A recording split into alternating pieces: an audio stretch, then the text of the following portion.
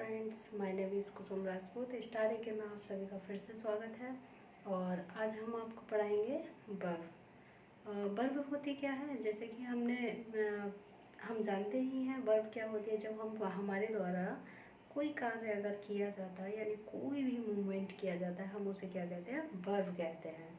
ठीक है, जैसा कि देखिए मैंने यहाँ पे डेफिनेशन भी लिख रखी है, यानी वर्ब की डेफिनेशन लिख रखी है।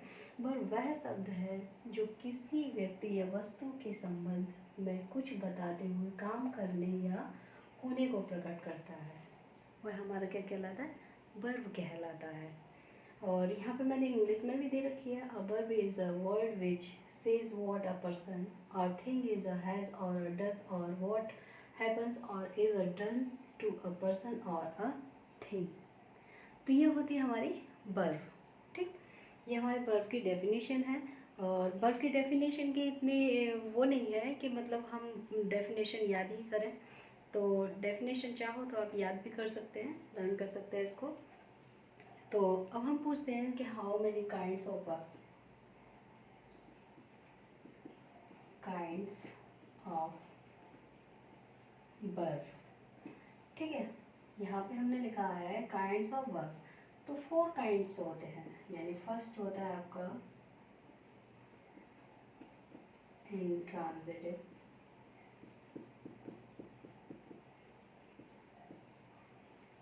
Intransitive verb. सेकंड होता है आपका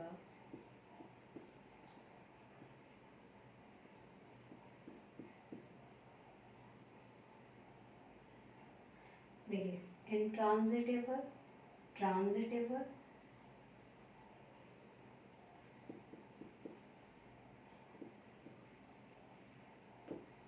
नेक्स्ट है आपका लिंकिंग वर्ब,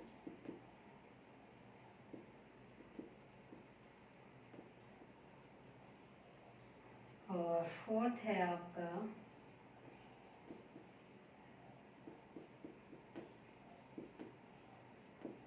एक्सिलरी वर्ब। ठीक, यहाँ पे जैसे कि मैंने लिख रखा है transitive verb, intransitive verb, linking verb, axillary verb. ठीक है, जैसे यहाँ पे मैंने आपको बता दिया, इंट्रांजिटिव होता है आपका अकर्मक क्रिया, और ट्रांजिटिव वर्ब होता है आपका सकर्मक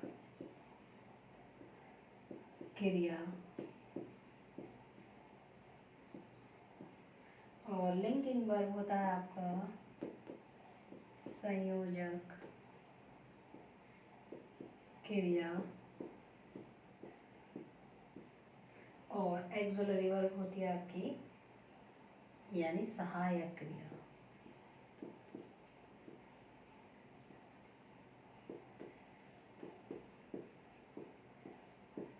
ठीक है, अब देखिए ये जैसा कि मैंने यहाँ पे लिख रखा है transitive verb, intransitive verb, linking verb, axillary verb.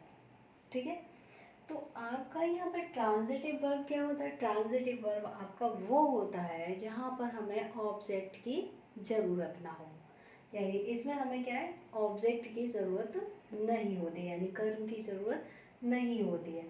और ट्रांजिटिव वर्ब में हमें क्या होती है, ऑब्जेक्ट की ज़रूरत होती है, उसे हम क्या कहते हैं, ट्रांजिटिव वर्ब कहते हैं। और लिंकिंग वर्ब होता है आपका कि जब हम कुछ शब्दों से, यानी कुछ शब्दों को मिलाकर एक सेंटेंस बनाते हैं, यानी अगर एक भी वर्ड हमने मिस कर दिया तो हमारा सेंटेंस क्या है, गलत नहीं, गलत हो जाएगा। ऐसा ही हमने यहाँ पर ये संयोजक क्रिया, लिंकिंग वर्ब क्या है, संयोजक क्रिया क्या है, इसके बारे में हम बताएंगे। जैसे कि कुछ चीज़ें होती है, जैसे कि दिस इज़ ए बॉय, तो दिस इज़ ए बॉय, इसमें अगर हमने कोई सा भी वर्ड अगर हटा दिया तो ये सेंटेंस क्या हो जाएगा, हमारा गलत हो जाएगा। इसे कहते हैं हम लिंकिंग वर्ब। ये जो वर्ड होते हैं एक दूसरे से क्या होते हैं, लिंक होते हैं। कुछ एग्जांपल से भी देखेंगे अभी इनको। तो यहाँ पे मैंने और ये और लिख रखा है एक्सिलरी वर्ब। एक्सिलरी वर्ब क्या होता है, जैसे कि मैंने यहाँ लिखा है सहायक क्रिया, तो सहायक क्रिया क्या होती है, हेल्पिंग वर्ब, जिसे हम कहते हैं इंग्लिश में हेल्पिंग वर्ब। ठीक है, एक्सिलरी वर्ब मतलब हेल्पिंग वर्ब। तो ये होती है हमारी वर्ब। ठीक है, चलिए देख लेते हैं इनके बारे में जान लेते हैं एक एक करके।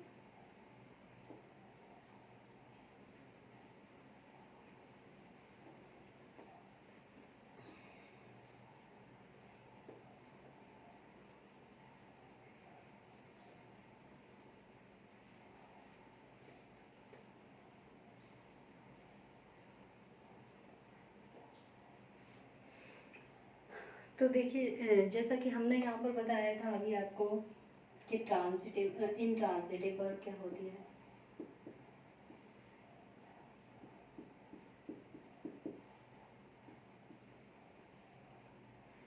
हिंदी में क्या बोलते हैं इसको? अकर्मक क्रिया।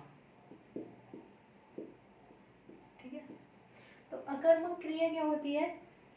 अकर्मक क्रिया वह कहलाती है जिसमें हमें ऑब्जेक्ट की ज़रूरत ना हो। इसमें हमें क्या है? ऑब्जेक्ट की ज़रूरत ना हो। एग्जाम्पल से देखते हैं इसको। आई गो। तो आई गो जो है वो अपने आप में क्या है? एक सेंटेंस पूरा है जिसका पूरा अर्थ निकल रहा है, उसे हम क्या कहते हैं? Intransitive verb. जैसे कि कुछ एग्जांपल भी ले सकते हैं हम अभी और, जैसे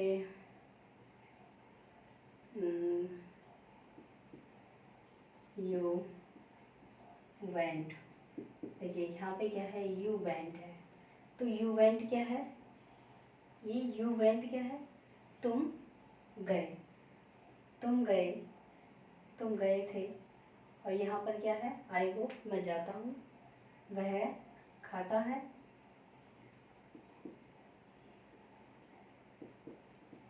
ही ईट्स।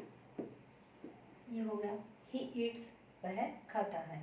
ठीक है, तो यहाँ पर हमें क्या है? ऑब्जेक्ट की ज़रूरत नहीं पड़ी। तो ये हो जाएगा हमारा क्या? Intransitive verb. अब ट्रांजिटिव वर्ब क्या होगा?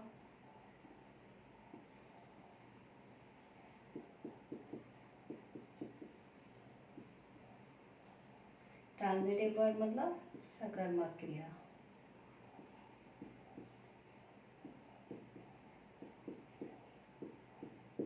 तो सकर्मक क्रिया में क्या होगा? ऑब्जेक्ट की जरूरत नहीं होती। इसमें क्या है?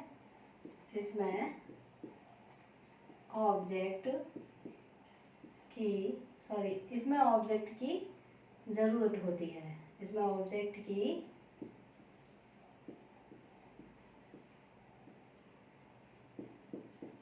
होती है। ठीक है, मैंने यहाँ पे लिखा है। इसमें क्या है? ट्रांजिटिव वर्ब में ऑब्जेक्ट की जरूरत होती है। जैसे कि आपको लग रहा होगा transitive verb, transitive verb, trans का मतलब ट्रांसफर करना यानी आगे बढ़ाना। तो यहाँ पे हो जाएगा ट्रांजिटिव वर्ब। देखिए एग्जांपल ले लेते हैं इसका भी। You go to Mathura. तो यहाँ पे हमने जो टू लगा कर क्या है? मथुरा लिखा है। ये हमारा क्या हो गया? Transitive verb. यानी यू गो के बाद क्या बताया है? तुम मथुरा जाते हो। कहाँ जाते हो? मथुरा जाते हो। तो यहाँ पे क्या है? ये हमारा ऑब्जेक्ट है। हमने कहा था इसमें ऑब्जेक्ट की जरूरत नहीं होती। इसमें ऑब्जेक्ट की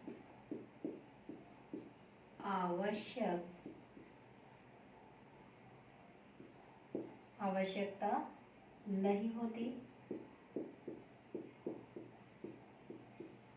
ठीक है, जैसा मैंने यहाँ लिखा है, इसमें ऑब्जेक्ट की क्या है? आवश्यकता नहीं होती है। इसमें ऑब्जेक्ट की आवश्यकता नहीं होती और इसमें ऑब्जेक्ट की आवश्यकता होती है। तो यू गो टू मथुरा। ठीक है, टू मथुरा क्या है? आपका ऑब्जेक्ट है। कुछ एग्जांपल से देख लेते हैं।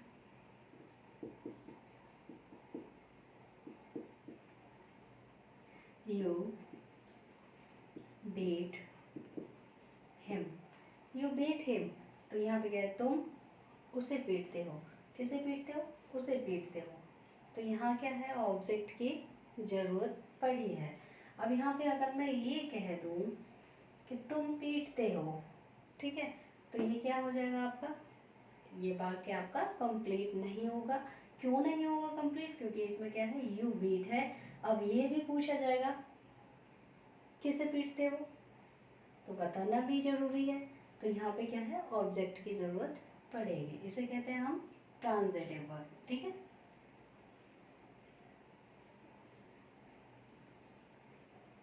अब देख लेते हैं आपका linking verb.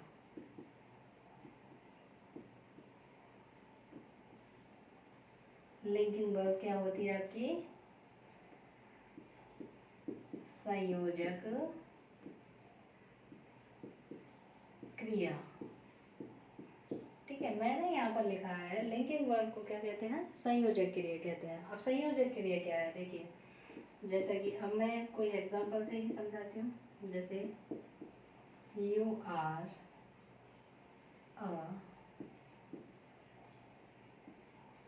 Are a student, you are a student, और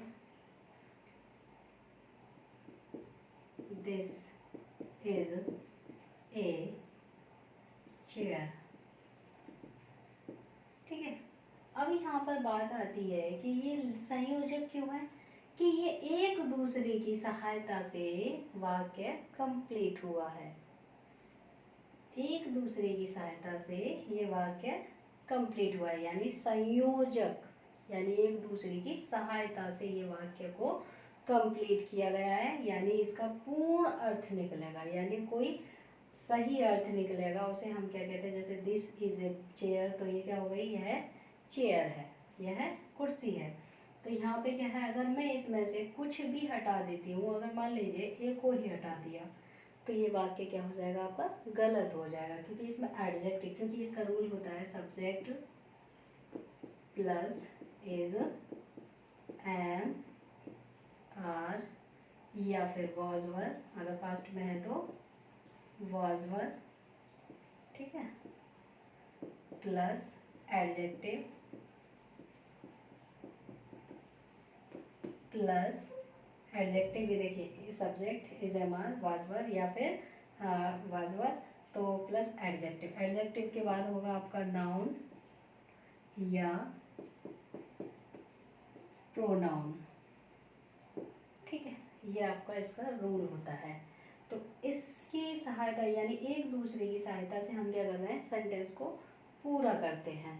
तो यही हमारा कहलाता है क्या, संयोजक क्रिया। ठीक है, इतना आपको समझ में आया होगा। आगे और देख लेते हैं।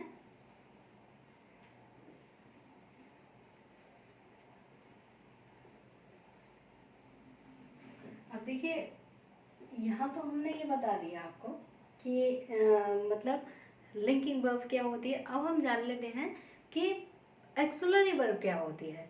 देखिए, एक्सुलरी वर्ब होती है आपकी, देखिए प्राइमरी एक्सुलरी वर्ब होती है और मॉडल एक्सुलरी वर्ब होती है। तो प्राइमरी एक्सुलरी क्या होती है, प्राइमरी एक्सुलरी होती है आपकी क्या, हेल्पिंग वर्ब। हेल्पिंग वर्ब को हम क्या कहते हैं, प्राइमरी एक्सुलरी कहेंगे।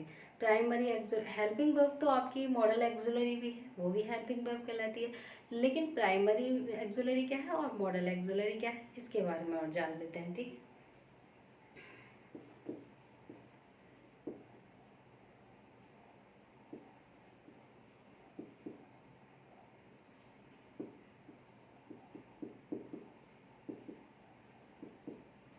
Primary auxiliary verb. ठीक, यहाँ पर मैंने लिखा है प्राइमरी एक्सुलरी वर्ब। देखिए, प्राइमरी एक्सुलरी वर्ब क्या होती है, is, am, are, was, were, और has, have, had, do, does, did, ये होंगी आपकी प्राइमरी एक्सुलरी। ठीक है, ये आपकी क्या है, ये हेल्पिंग वर्ब में काम आती है। जैसे कि आप एक्टिव वॉइस बना रहे हो, पैसिव वॉइस बना रहे हो, कुछ भी बना रहे हो, ये आपको एक्सुलरी वर्ब की ज़रूरत। जब हम टेंस बनाते हैं तो टेंस में हमें क्या है, ये एक्सुलरी वर्ब हमें इनकी यानी हेल्पिंग वर्ब की ज़रूरत पड़ती है। तो देखिए, अब मॉडल एक्सुलरी क्या होती हैं। इन्हें कुछ लोग मॉडल पढ़ते हैं और कुछ लोग इन्हें मॉडल पढ़ते हैं। ठीक है, मॉडल एक्सुलरी।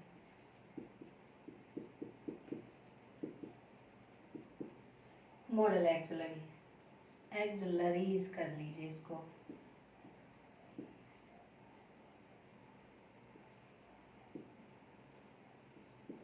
ठीक है, तो मॉडल एक्सुलरी क्या होंगी, देखिए मॉडल एक्सुलरी जैसे कि will, shall, can, could, should, would, must,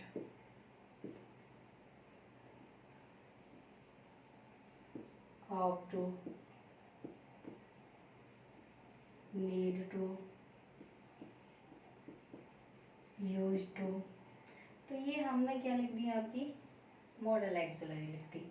ठीक है, ये होती है आपकी मॉडल एक्सुलरी।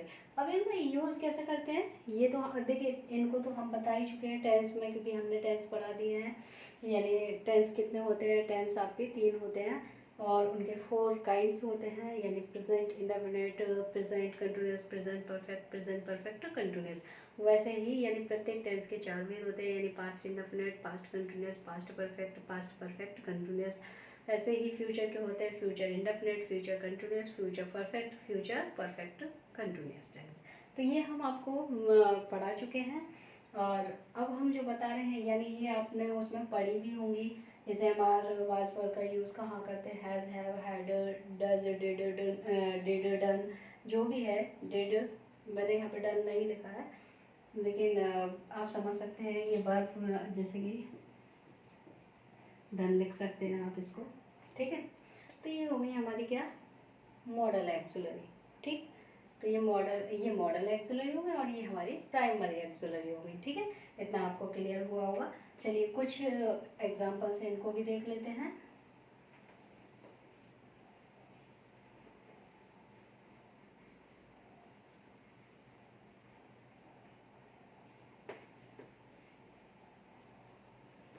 देखिए जैसे कि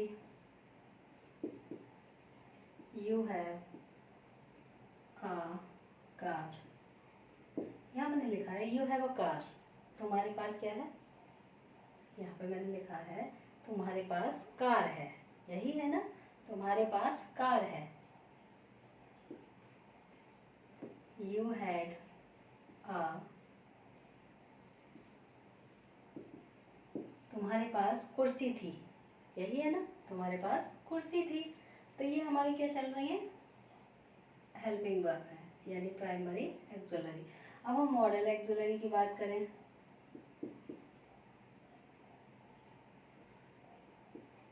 I can do it, I can do it, you can do it. ठीक है, ये होते हैं, यानी और भी हम कुछ भी ले सकते हैं। यानी इसका इनका यूज़ कैसे होता है, कैन कोड का मतलब क्या होता है और विल सेल का मतलब क्या होता है, ये चीज़ हम आपको विल सेल के बारे में तो बता ही चुके हैं, बाकी मॉडल एक्सुलरी के बारे में बता देंगे। ठीक है, जैसे देखिए मॉडल एक्सुलरी के बारे में बता देते हैं। मॉडल एक्सुलरी, और मॉडल एक्सुलरी हमेशा अपने साथ क्या लेती है, वर्ब की फर्स्ट फॉर्म लेती है। जैसा कि देखिए सब्जेक्ट रूल लिख लीजिए आप इसका, सब्जेक्ट प्लस मॉडल। ठीक है, मॉडल मैंने यहाँ पे मॉडल लिख दिया, मॉडल लिखे नहीं, चलिए मैं लिख ही देती हूँ। The subject will, shall, will shall, can, could, should, would,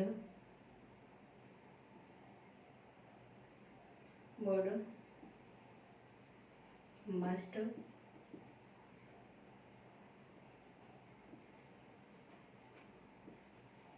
ought to, used to। ठीक है, इतना ही मैंने अभी लिखा है फिलहाल, अभी इतने से ही समझ लीजिए। ठीक है, जैसा मैंने यहाँ लिखा है subject plus will, shall, can, could, should, would, must, ought to, used to. तो ये यहाँ पर ये चीज़ लिखी हुई है, यानी इसका रूल जैसे यहाँ पे वर्ब की फर्स्ट फॉर्म प्लस ऑब्जेक्ट, ये रूल होता है इसका। देखिए, मैं तुम्हें मारूंगा। ठीक है, तो यहाँ पे क्या है, आई वी के साथ हम सेल का यूज़ करेंगे। जब गा शब्द पीछे आ रहा है, गा गी गे के लिए हम यूज़ करते हैं इसको, गा गी गे के लिए क्या यूज़ करते हैं, विल सेल का यूज़ करते हैं। तो मैं तुम्हें मारूंगा, आई शैल किल यू,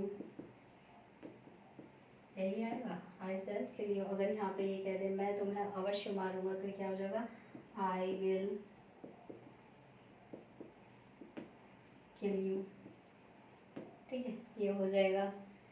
नेक्स्ट देख लेते हैं, ये जिन हिंदी वाक्यों के अंत में सकता है, सकती है, सकते हैं, सकता हूँ आदि शब्द आते हैं, तो वहाँ हम क्या यूज़ करते हैं, कैन और मे का यूज़ करते हैं। देखिए मे और छूट गया है यहाँ पर, तो मे यूज़ कर लीजिएगा।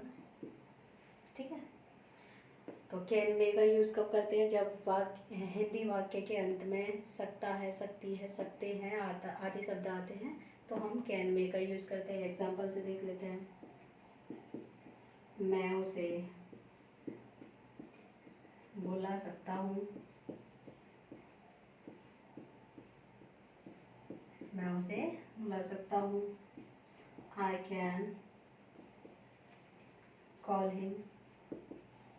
देखिए मैंने जैसा कि लिखा था कि वर्ब की मॉडल के साथ वर्ब की फर्स्ट फॉर्म आती है, तो कॉल लिखा हुआ है यहाँ पे, यानी मॉडल्स प्लस वर्ब की फर्स्ट फॉर्म प्लस ऑब्जेक्ट। तो यहाँ पे आ गया सब्जेक्ट प्लस कैन कुड जो भी है मॉडल प्लस वर्ब की फर्स्ट फॉर्म प्लस ऑब्जेक्ट। ठीक है, आ गया और भी सेंटेंस कुछ भी हो सकता है, वो हम आगे जोड़ देंगे। ठीक, ये होगा आपका।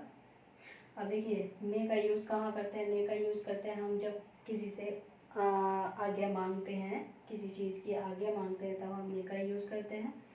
जैसे कि क्या मैं जा सकता हूँ,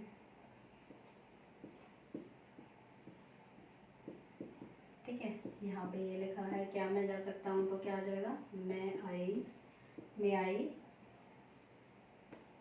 लीव लिख सकते हैं, लीव, मैं लीव। ठीक है, हम क्या मैं अब और जोड़ दिए इसमें, तो मैं आई लीव नाउ। ठीक है, यदि आप किसी सर से पूछ रहे हैं, मैडम से पूछ रहे हैं, तो जब बोलते हैं सर मैं आई लीव नाउ, मैम मैं आई लीव नाउ, तो ये इस तरीके से पूछते हैं। ठीक है, आगे मांगते हैं। अब देखिए यहाँ पर बात हो रही है आपकी शुड और वुड। शुड का यूज़ करते हैं चाहिए के लिए। ठीक है, किसके लिए, चाहिए के लिए।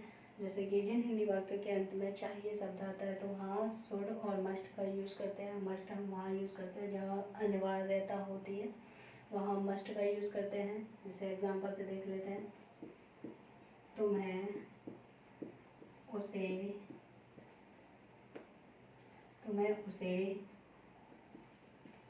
पीटना चाहिए। क्या ये अनिवार्य है, नहीं। तुम्हें उसे पीटना चाहिए, किसी को पीटना बुरी बात है, तो यहाँ क्या हो जाएगा, यू शुड बीट हिम। ठीक है, यू शुड बीट हिम। जैसा कि मैंने अभी बताया था कि मॉडल्स के बाद वर्ब की फर्स्ट फॉर्म होती है।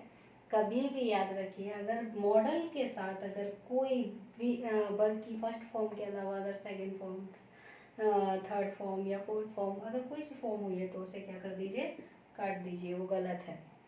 और अगर ये पैसिव वॉइस बनेगा, तो पैसिव वॉइस का तो रूल ही अलग है, क्योंकि इसमें मॉडल्स होगा, मॉडल्स के बाद क्या लगा होगा, बी लगा होगा, बी के बाद वर्ब की थर्ड फॉर्म होगी। ठीक है, तो वो आपका क्या हो जाएगा, पैसिव वॉइस हो जाएगा। ये इस टाइप से क्या है, आप हर चीज़ का यूज़ कर सकते हैं। जब हम प्रत्येक टेंस के बारे में बताएंगे तब आपको क्या है ये चीज़ पता हो जाएगी कि मतलब ये विल सेल का यूज़ कहाँ करते हैं, कैन में का यूज़ कब करते हैं, और कुड और माइट, इसका माइट हो जाएगा, ठीक है। कुड और माइट, सका सकी सके के लिए क्या हो जाएगा, कुड और माइट का यूज़ करेंगे, ठीक है। यहाँ शुड वुड के लिए हम चाहिए के लिए, मस्ट का भी और चाहिए के लिए करते हैं। ऑक्ट टू का एक, जब हम किसी से प्रार्थना यानी कोई वैसी बात बोलते हैं ईश्वर से रिलेटेड, तो हम वहाँ पे यानी नैतिकता, तो हम यहाँ पे ऑक्ट टू का यूज़ करते हैं। यूज टू का यूज़ करते हैं जैसे हम कोई ड्यूटी वगैरह, जैसे कि मैं छत पर टहला करता था, तो वहाँ वो मैं क्या करता था, यूज्ड करता था, यानी क्या करता था, ड्यूटी करता था कि मेरा काम था कि मैं छत पर टहला करता था, तो वहाँ हम क्या करते हैं, यूज्ड का यूज़ कर देते हैं, ठीक है ना। ये आपको क्लियर हुआ होगा। अगर वीडियो आपको पसंद आई हो तो प्लीज़ लाइक शेयर करें। देखिए एक चीज़ और कहना चाहूँगी